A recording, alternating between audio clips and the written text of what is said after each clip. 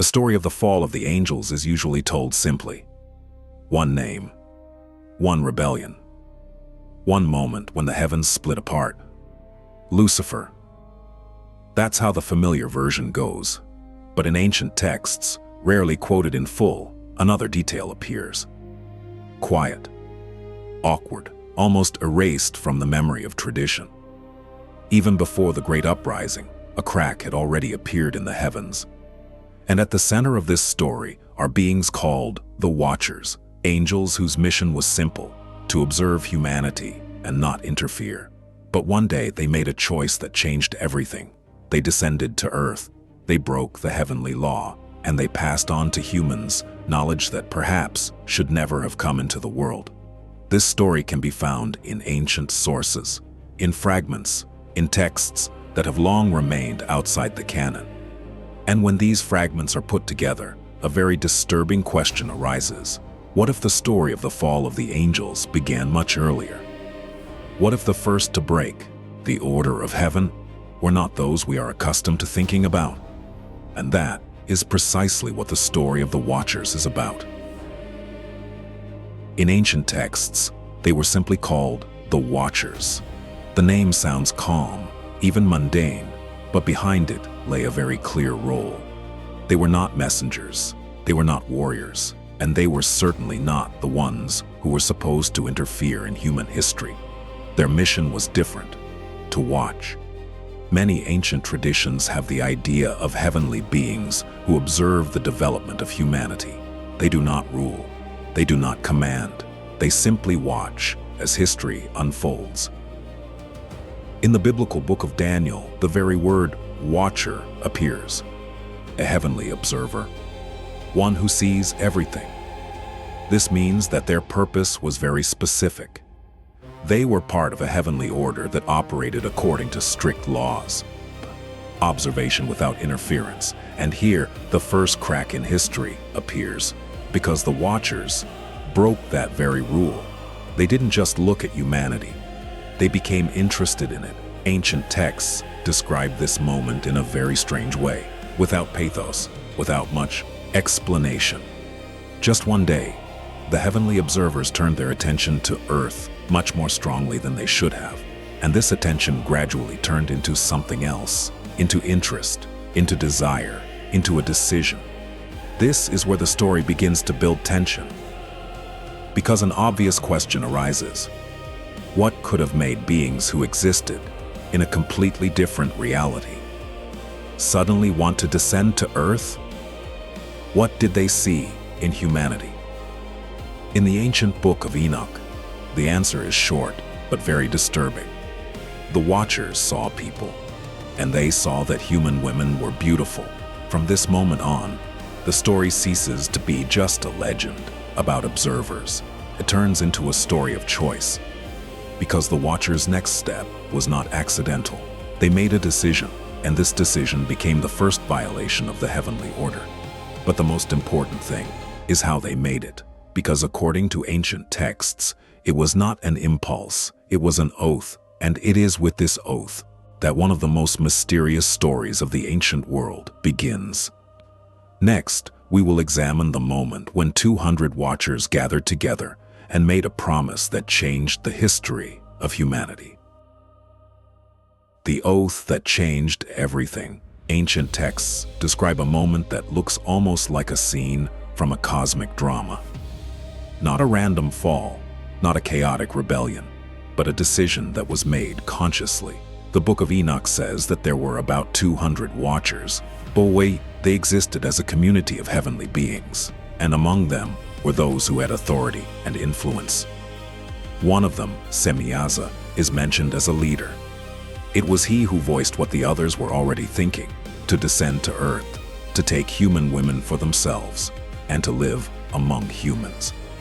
But here an important detail emerges that makes this story even more disturbing.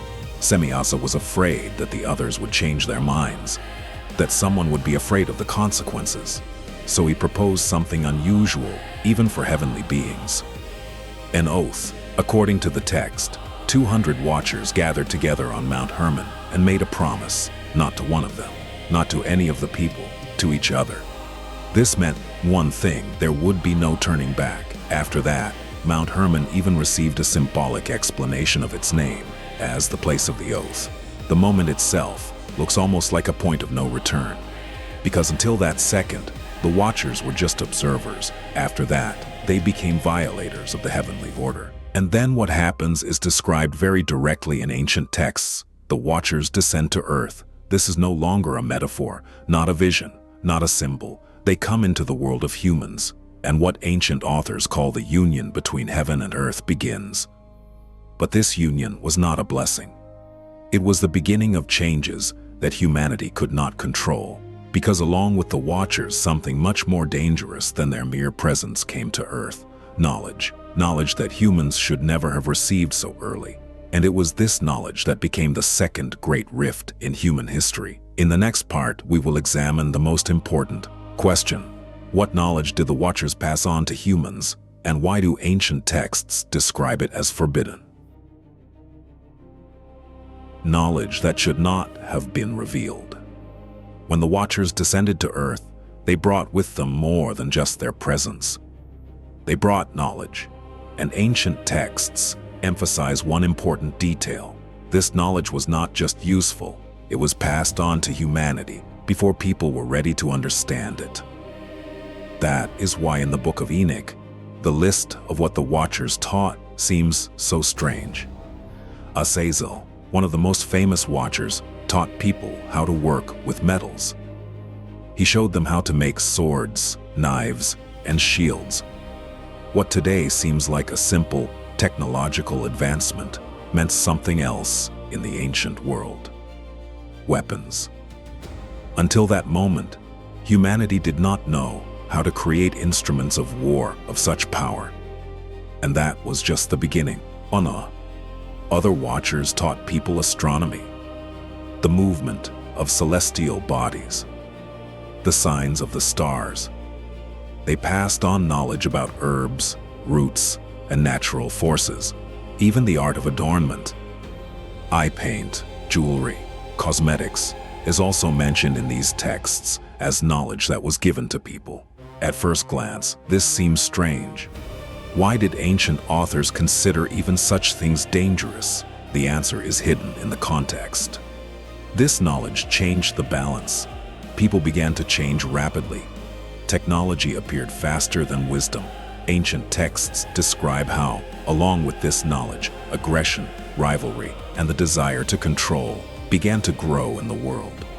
Humanity received the tools of power, but it did not yet have the internal restrictions to use them properly. And at this moment, history takes another dark turn, because the alliance between the Watchers and humans was not limited to knowledge. A new generation appeared, and these beings were neither like angels nor like humans. They were called Nephilim, giants. And with their appearance, the world began to change even faster and much more dangerously. The generation that should not have existed. After the Watchers broke the barrier between heaven and earth, something new appeared. Ancient texts call them Nephilim. This word is translated in different ways. Giants, the fallen ones, those who fell, but all descriptions agree on one thing.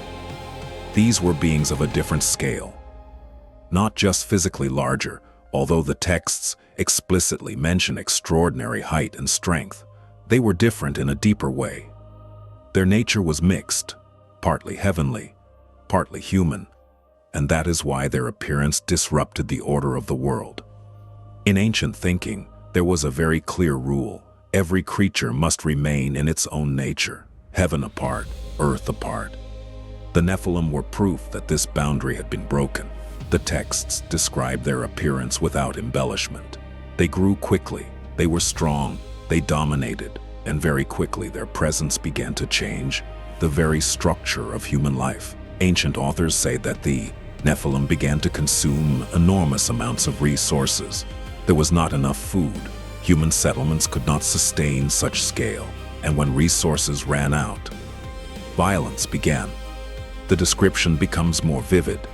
The Nephilim began to fight among themselves. They began to oppress people. The world, which had only just begun to acquire new knowledge, was rapidly turning into an arena of power. It is at this point that ancient texts make a very important remark. The problem was not only the Nephilim themselves. The problem was that their appearance showed that the heavenly order had already been disrupted.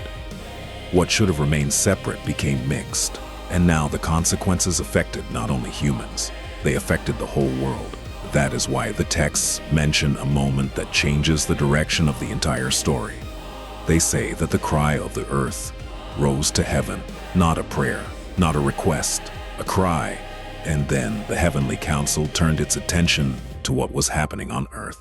What began as a decision by a few watchers had now become a problem of cosmic proportions. And it was then that a decision was made that forever changed the fate of the watchers. When heaven intervened. When ancient texts talk about the reaction of heaven, the tone changes. Until then, the story had developed as a gradual disruption of order. The observers became participants. Knowledge came to the people, a new generation of beings appeared. But now the situation was out of control. The Book of Enoch describes the moment when the heavenly beings pay attention to what is happening on earth. The archangels, Michael, Gabriel, Raphael, and Uriel, see the scale of the changes, and the reaction of the heavens seems very clear. The problem was not only the Nephilim, the problem was the watchers themselves. Those who were supposed to be guardians of order became its violators. The text even contains an accusation that seems very direct. The watchers revealed to humans what was hidden in heaven, and it was this knowledge that began to change the world faster than humanity could understand it. The decision of the heavens was harsh. Raphael is entrusted with punishing Azazel, the one who gave people knowledge of weapons and metal. He must be bound and imprisoned in a desert place where he will remain until the day of judgment. Gabriel is ordered to destroy the Nephilim. This generation was not to continue to exist. Michael was given another task, to punish the watchers themselves, those who took an oath on Mount Herman and descended to earth. The texts describe their fate very symbolically. They were to be bound and imprisoned underground, in darkness, until the final judgment. It looks like a return to order, but there is another detail in this story that makes it much more complicated. Before the sentence was carried out, the watchers took one more step. They turned to a man, to Enoch, and asked him to convey their request to heaven, not for release, for forgiveness. It is at this moment that the story of the watchers takes another unexpected turn, because the answer Enoch received was very short and very final. A request that was not heard. In this story, a man appears who occupies a special place, Enoch. The biblical text says only a few lines about him. He walked with God, and then he was gone, because God took him. But in ancient traditions, his role is much broader. Enoch becomes the one who can speak between two worlds. It is to him that the watchers turn after learning of the verdict of heaven. This is a very important moment. Those who once descended to earth as beings of power now find themselves in a different position. They no longer control events. They ask. Ancient texts describe this scene very quietly. The watchers come to Enoch and ask him to write a plea for mercy for them, not to humans, to heaven. They hope that through a human being their words will be heard. Enoch agrees. He writes down their request and presents it to heaven. But the answer he receives changes the entire tone of the story. He is told to return to the watchers and convey the decision to them. And that decision leaves no room for hope. They are reminded of who they were. They were the ones who were supposed to pray for people, the ones who were supposed to stand above human desires. But they did the opposite. They became the ones who asked people to pray for them. This reversal of roles in the texts seems very symbolic. The order was disrupted so much that even the spiritual hierarchy changed. Enoch gives them the final answer. Their request will not be accepted. Their decision has already changed the world, and the consequences of this decision cannot be undone. After this moment, the story of the watchers effectively ends. The sentence is carried out. The Nephilim disappear. The the Watchers are imprisoned. But one big mystery remains in this story. And it is this mystery that makes the story of the Watchers so unusual, because if you look closely at the ancient texts, a question arises that is almost never asked. Why did this story end up on the periphery of tradition? Why is much less known about it than about other events? And what changes in our understanding of the story of the fall of the angels if we put forward one simple hypothesis? Perhaps the Watchers were not just another episode. Perhaps they were the first crack in the heavenly order, a crack that appeared even before the story of Lucifer. And if so, then the story of the heavenly fall began much earlier than we are accustomed to thinking. A story that almost disappeared.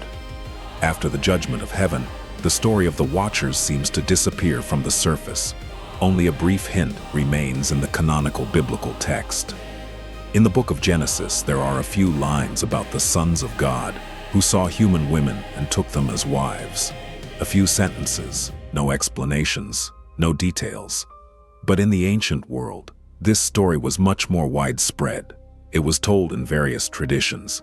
It was preserved in texts that were passed down for centuries. The most complete description is found in the book of Enoch, and this is very significant because this text was known for a long time, quoted and even used in early religious communities. Some researchers point out that even the New Testament contains a direct reference to Enoch. But over time the situation changed. Most traditions stopped using this text as part of the official canon. It did not disappear completely. It was copied, preserved, and discussed. But gradually it moved to the periphery. And here an interesting detail emerges. The story of the Watchers did not disappear because it was weak or uninteresting. On the contrary, it was too powerful. It contains a very uncomfortable idea. The idea that the fall of heavenly beings may be more complex than a single event. That the disruption of order could have begun not with a great rebellion, but with a gradual deviation. With a choice. With curiosity. With a desire to interfere in the world of humans. This story does not show a simple confrontation between good and evil. It shows something else, the dangerous power of knowledge and the dangerous power of choice. The Watchers do not look like classic enemies of heaven. They look like beings who made a decision and could not foresee its consequences. That is why this story provokes so much discussion among researchers, because it raises a question that sounds very modern. What happens when knowledge comes before wisdom? And if you look closely at the story of the Watchers, it becomes clear. Their choice changed not only their fate, it changed the course of human history. But the most interesting question remains open. What does this story really mean? Because if the Watchers were the first to break the heavenly order, then the story of the fall looks completely different. And this is where we come to the most important meaning of this ancient story. The first crack. When you look at the story of the Watchers as a separate legend, it looks like just a strange episode from ancient texts. Angels who descended to earth. A forbidden union. Punishment. But when you put all the pieces together, the story begins to sound different. It no longer seems random. It looks like the first sign that the heavenly order could be disrupted. The Watchers did not start a war against heaven. They did not raise a rebellion. They did something much quieter. They crossed the line.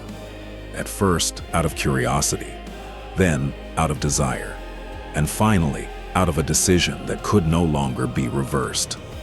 That is why this story sounds so disturbing, because it shows that great changes sometimes begin not with a loud rebellion, but with a small deviation from the order. And if you look at this story from a different angle, a hypothesis arises that has long remained on the periphery of discussions. Perhaps the fall of the heavenly beings was not a single event. Perhaps it happened gradually, step by step, and then the story of Lucifer may not be the beginning of this drama, but only its most famous moment. And the first crack in the heavenly order could have been the Watchers. And this makes us look at ancient texts more carefully. Because sometimes the most important stories are not hidden in the center of the narrative, but on its edge.